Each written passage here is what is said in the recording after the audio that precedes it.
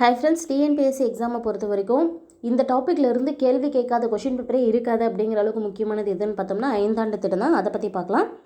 இந்திய ஐந்தாண்டு திட்டங்கள் பார்க்கும்போது பொருளாதார திட்டமிடல், அதாவது பொருளாதாரம் பேஸ் பண்ணி திட்டமிடுறது 5 இயர்ஸ் அதை தான் சொல்கிறாங்க. பொருளாதார திட்டமிடுறதுடைய நோக்கமே என்ன அப்படின்னு பார்த்தோம்னா, நம்மக்கிட்ட இருக்கக்கூடிய அந்த வரையறுக்கப்பட்ட அளவிலான வளங்களை சரியாக பயன்படுத்தி நாம் என்ன இலக்குகள் அடைய நினைக்கிறோமோ அதை அடைவது.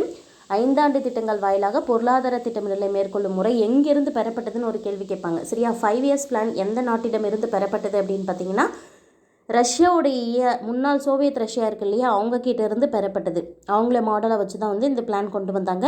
இது வரைக்கும் இந்தியாவில் எத்தனை ஐந்தாண்டு திட்டங்கள் செயல்படுத்தியிருக்காங்கன்னு ஒரு கேள்வி கேட்பாங்க. இது வரைக்கும் இந்தியாவில் 12 ஐந்தாண்டு திட்டங்கள் செயல்படுத்தப்பட்டிருக்கு. எத்தனை ஐந்தாண்டு திட்டங்கள்? 12 ஐந்தாண்டு திட்டங்கள். அதே போல் இந்த 12வது ஐந்தாண்டு திட்டம் எது அப்படின்னு பார்த்தீங்கன்னா 2017 2012 17 வரைக்கும் இருக்கக்கூடிய அந்த 5 இயர்ஸ் 12வது, அப்போ 2012 தொடங்குது, ஞாபகம் வச்சுக்கோங்க. இந்திய அரசு ஐந்தாண்டு திட்டங்களை நிறுத்திட்டு, ஏன் அப்படின்னா 2017 பிறகு ஐந்தாண்டு திட்டங்களை நிறுத்திட்டு நிதி ஆயோக், அதுக்கு பதிலாக நிதி ஆயோக் கொண்டு வந்திருக்காங்க.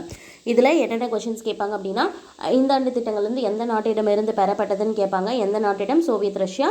அதே போல் எத்தனை ஐந்தாண்டு திட்டங்கள்? 12 ஐந்தாண்டு திட்டங்கள் செயல்படுத்தியிருக்காங்க. 12வது ஐந்தாண்டு திட்டம் எந்த காலம் அப்படின்னு பார்த்து வச்சுக்கோங்க, 2012-17. இந்த 2017 பிறகு இந்திய அரசு இந்த ஐந்தாண்டு திட்டங்களை நிறுத்திட்டு என்ன கொண்டு வந்தாங்க, அதாவது 5 இயர்ஸ் பிளானுக்கு மாற்றாக கொண்டு வரப்பட்டது நிதி ஆயோக். தேங்க்யூ.